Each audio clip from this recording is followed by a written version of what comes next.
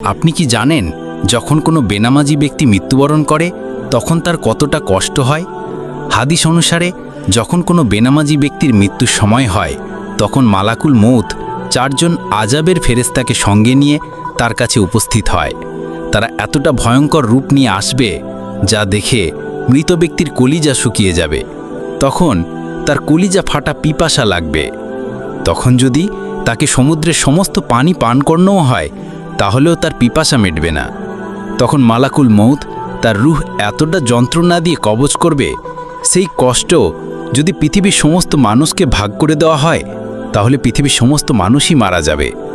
একবার চিন্তা করুন কতটা কষ্ট হবে একজন বেনামাজির মৃত্যুর সময়। হে প্রিয় ভাই ও বোনেরা, আমি আপনার পায়ে ধরছি, নামাজ ত্যাগ করিয়েন না। কবরের আযাব খুবই ভয়ঙ্কর। কি হিসাব দিবেন সেই দিন আল্লাহর সামনে দাঁড়িয়ে, যেদিন আদরের স্ত্রী, সন্তান, পিতামাতা কেউ কাজে আসবে না।